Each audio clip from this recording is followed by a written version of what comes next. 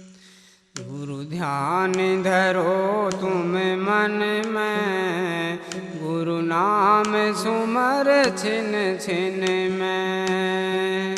गुरु ध्यान धरो तुम मन में, गुरु नाम सुमर छिन छिन में। गुरु ध्यान धरो तुम मन में, गुरु नाम सुमर छिन छिन में। गुरु ही गुरु गाओ भाई, गुरु ही फिर हों सहाय। गुरु ही गुरु गाओ भाई, गुरु ही फिर हों सहाय। गुरु ध्यान धरो तुम मन में, गुरु नाम सुमर छिन छिन में। गुरु ध्यान धरो तुम मन में, गुरु नाम सुमर छिन छिन में। जितने पद ऊंचे नीचे, गुरु बिन कोई नहीं पहुँचे। जितने पद ऊंचे नीचे, गुरु बिन कोई नहीं पहुँचे। गुरु ध्यान धरो तुम मन में, गुरु नाम सुमर छिन छिन में। गुरु ध्यान धरो तुम मन में, गुरु नाम सुमर छिन छिन में। गुरु ही घट भेद लखाया, गुरु सोने शिखर चढ़ाया। गुरु ही घट भेद लखाया, गुरु सोने शिखर चढ़ाया। गुरु ध्यान धरो तुम मन में, गुरु नाम सुमर छिन छिन में। गुरु ध्यान धरो तुम मन में, गुरु नाम सुमर छिन छिन में। महासून भी गुरु दिखलाई, गुरु भंवर गुफा दरसाई। महासून भी गुरु दिखलाई, गुरु भंवर गुफा दरसाई। गुरु ध्यान धरो तुम मन में, गुरु नाम सुमर छिन छिन में। गुरु ध्यान धरो तुम मन में, गुरु नाम सुमर छिन छिन में। गुरु सतलोक पहुँचाया, गुरु अलख आगम परसाया। गुरु सतलोक पहुँचाया, गुरु अलख आगम परसाया।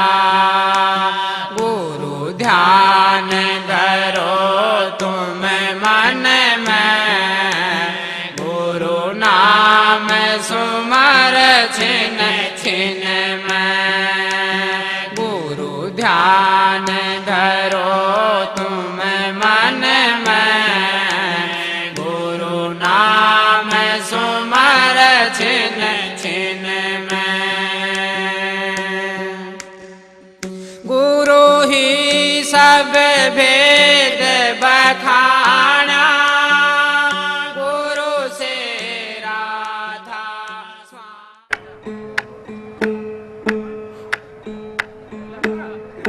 नमो नमो सतगुरु नमो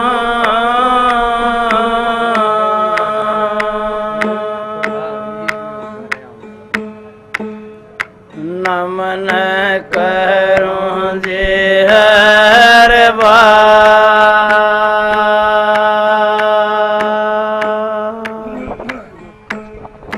शरण कमल में राखियो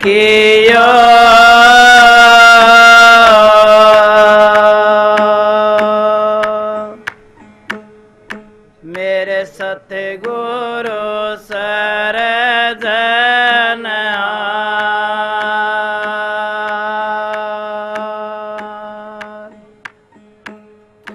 हाथ जोड़ करूं बेनती,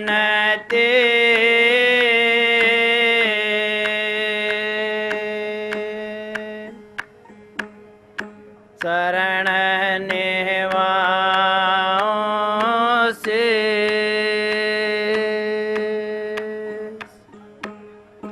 सतगुरु तारा चंद्रमा राजन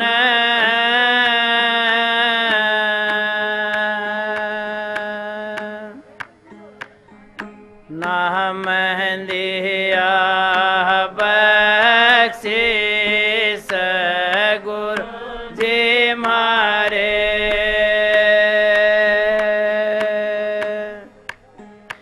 दया के दाता हो विद्या कर्म के जी,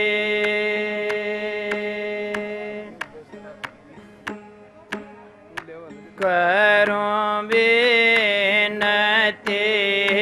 दो कर जारी, अर्ज सुनो राधा स्वामी मारे। करूं विनती दो कर जारी, अर्ज सुनो राधा स्वामी मारी। राधा स्वामी, राधा स्वामी दयाल की दया, राधा स्वामी सहाय, राधा प्यारी साथ संगतियों, बुजुर्गों, माताओं, बहनों, नौजवान साथियों, जितने भी आप सत्संग लाभ के लिए पधारे हैं, शांति से बैठ के सत्संग का लाभ उठाएं। यूं तो पिछले 2 महीने से आप देखते आए हैं और लगभग सत्संगों में उपस्थित भी होते हो कि हर इतवार का सत्संग होता है। लेकिन अभी महाराज जी के जन्मदिन का भंडारा 24 सितंबर का होगा, दिनोद में होना है। तो उससे पहले मैंने सोचा था कि दूर दराज के जितने भी केंद्र हैं उन पर एक एक सत्संग हो जाए, क्योंकि जब वो भंडारा होता है तो उसमें भीड़ बहुत ज़्यादा हो जाती है। लेकिन सत्संग के लिए जब भी पता लगता है प्रेमियों को, आते भी हैं आओ भीगे, मेरे सोचने से बात नहीं बनती। मैं तो इस सोच के साथ ये सत्संग करता रहा कि आप में से कुछ ना कुछ ये समझेंगे कि हमें सत्संग मिल गया था, अब वहाँ क्यों जाके भीड़ की। या जो बुजुर्ग आदमी जिनकी सेहत थोड़ी ठीक नहीं है या उम्र से थोड़े बड़े हैं, वो भी ये समझेंगे कि भीड़ ज़्यादा होगी, हमें वहाँ तकलीफ़ होगी। तो इस बात को ध्यान में रखते हुए मैं ये सत्संग कुछ जल्दी जल्दी किए। लेकिन सत्संग तो इस जीव के लिए उतना ही ज़रूरी है जिस प्रकार से भूखे आदमी को रोटी की ज़रूरत है, प्यासे को पानी की ज़रूरत है, रोगी आदमी को दवाई की आवश्यकता है। प्राण तो नहीं कह सकते, लेकिन जो धर्मावलंबी हैं, जो परमार्थ के रास्ते पर चलने वाले जीव हैं, उनके लिए सत्संग से बढ़ के कोई चीज़ नहीं होती। और सत्संग जीव के लिए हर प्रकार से गुणकारी है, लाभकारी है और उसका कल्याणकारी है। क्योंकि जीव का कल्याण सिर्फ नाम के जपने में है। दुनिया की चीज़ों के लिए आप प्रयासरत रहते हैं, उनका संचय संग्रह भी कर लेते हैं। क्यों ऐसा करते हैं? हम चाहते हैं कि हमें सुख मिले, हमें खुशी मिले, हमें संतोष मिले। लेकिन जो संसार के पदार्थों को इकट्ठा करते हैं, जिनके लिए भाग दौड़ करते हैं हम, जिनका संचय संग्रह करते हैं, जिनके लिए हम परमार्थ का रास्ता छोड़ के बुराई का रास्ता भी अपना लेते हैं, झूठ बोलते हैं, चोरी भी करते हैं, हेरा फेरी भी करते हैं। क्योंकि जब तक ये काम नहीं करते हैं, इकट्ठा करना या उन चीज़ों को ग्रहण करना संभव नहीं हो सकता। लेकिन सत्संग इस जीव को ये सिखाता है कि जीव को अपने आप को इन संसार के पदार्थों के अंदर इतना नहीं फंसा लेना चाहिए कि उनको ही सब कुछ मानना शुरू कर दे। महापुरुषों ने इस संसार को देखा है, बल्कि त्रिकालदर्शी हैं, उन्होंने आदि को भी देखा है, अंत का भी पता है, वर्तमान को भी देखते हैं। वो चाहते हैं कि जीव की समझ में ये बात नहीं आती है कि जीव जिन चीज़ों को एकत्रित करता है, उनको पता नहीं है इन चीज़ों की तासीर क्या है। जिस वस्तु में जो गुण होता है, अगर उस चीज़ को हम ग्रहण करते हैं, उसका सेवन करते हैं, उसी के गुण हम में आएंगे। अब जितने भी पदार्थ संसार के जो इकट्ठे किए जाते हैं, इनकी जो तासीर है वो कभी भी सुख देने वाली नहीं है। क्योंकि वो भोग्य पदार्थ हैं, इंद्रियों का सुख देने वाले हैं, हमारे शरीर तक सीमित रहते हैं। जो चीज़ें हमारे इंद्रियों के लिए, शरीर के लिए इंद्रिय भोग हैं, वो कभी भी हमें सुखदायक नहीं हो सकते।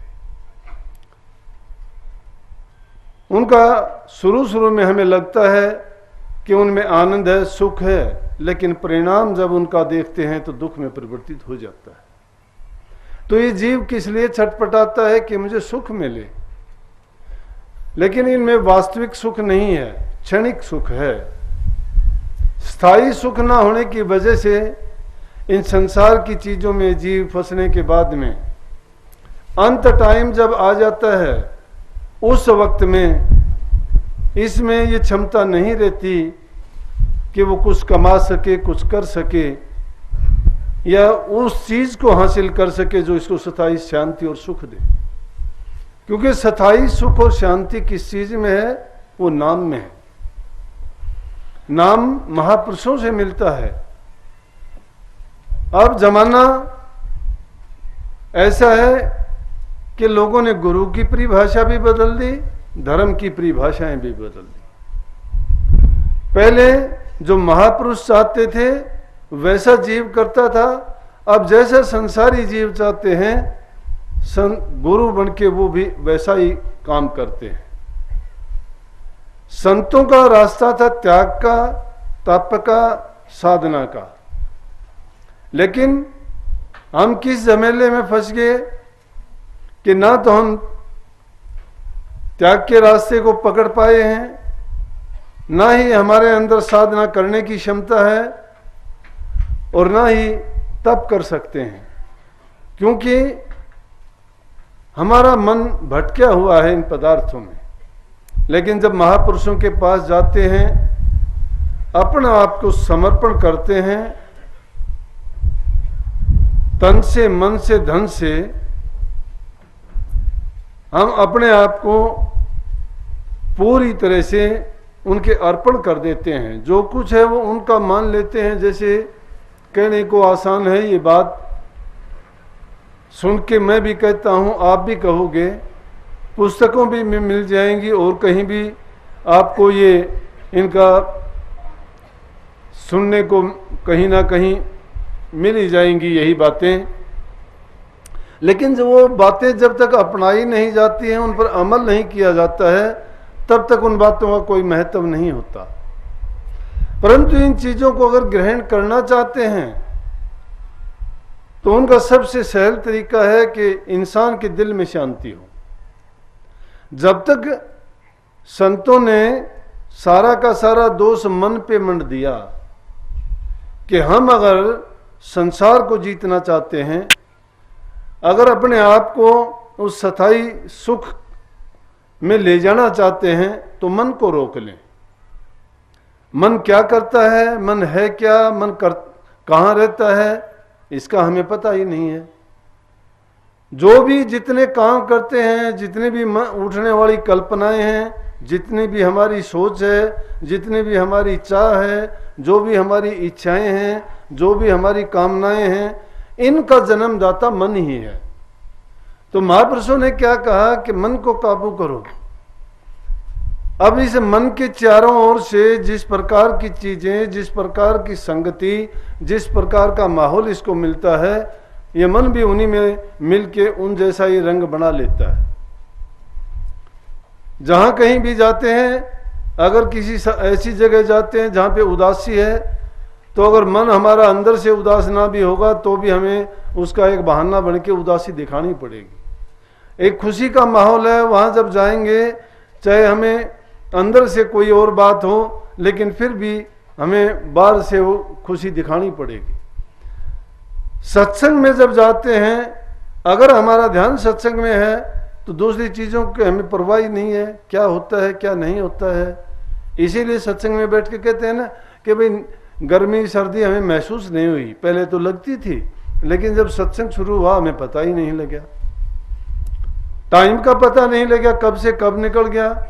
वैसे जब बैठते हैं तो 1 घंटा हमें निकालना मुश्किल हो जाता है, लेकिन जब सत्संग में आके बैठते हैं 2-2.5 घंटे तक हम शांति से, आराम से और एक ही तरह से, एक ही ढंग से बैठे रहते हैं, उकताते नहीं। क्यों नहीं उकताते कि ना तो हम शरीर की उस समय परवाह करते हैं, ना हम हमारी मन की सोच होती है, हमारा ख्याल, हमारा विचार और हमारा एक ही जगह पर फोकस होता है, सत्संग पे। जब सत्संग पे हमारी दृष्टि होती है, मन उसी में टिका होता है, श्रवण उसको सुनते हैं, हमारा सारा का सारा ध्यान एक ही जगह जब लग जाता है, गर्मी पड़ती है, सर्दी पड़ती है, कोई आवाज होती है, कोई शोर शराबा होता है, विचलित नहीं होते हम। तो अब इस मन को शांत करने का तरीका क्या है? अब मन को दुख देखेगा दुखी होगा, सुख देखेगा सुखी होगा। कोई इसको बुरा बोलता है तो मन अंदर से दुखी जरूर होगा, बाहर से अगर हम दुर्बल हैं, जवाब नहीं दे सकते, ताकतवर हैं तो शायद वहीं जवाब भी दे देंगे। लेकिन जरूरी है कि इस मन को, गुरु का वचन इसके लिए एक मर्यादा, एक ऐसे बंधन का काम करता है जो इसको अपने दायरे में रख के सुधार देता है। मन को कोशिश करते हैं, ना कभी मरता है, ना मारना है, और ना ही ऐसा संभव हो सका है। कबीर साहब कहते माया मरी न मन मरा, और मर मर गए शरीर। दास कबीरा यूं कहे कि इसका मरना बड़ा कठिन है। क्यों है कठिन इसका मरना? कि जब वो कोई स्थूल चीज हो उसको हम मोड़ लेंगे, रोक लेंगे।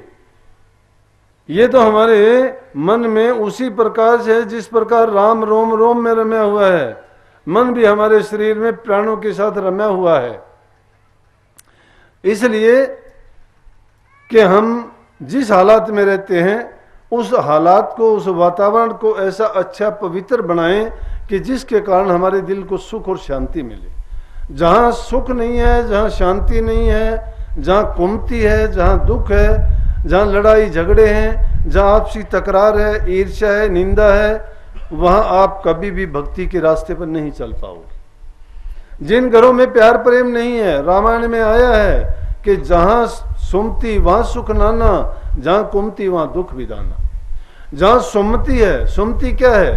आपस में बहन भाई का, पति पत्नी का, बाप बेटे का, सबका आपस में मेल जोल है, प्यार है, आपस में सुख शांति है घर में, तो हर प्रकार की चीजें वहाँ लाभ ही लाभ है।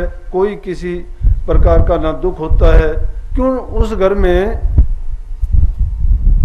कष्ट, बीमारी और दूसरी चीजें ये आ ही नहीं सकती। ये कहाँ आती हैं? ये तो जब आती हैं जब कुमति आ जाती है घर में, जब बुरे विचार आ जाते हैं, एक दूसरे का विश्वास नहीं रहता, आपस में ईर्ष्या हो जाती है, प्यार प्रेम नहीं रहता, कोई किसी पर विश्वास करता ही नहीं है।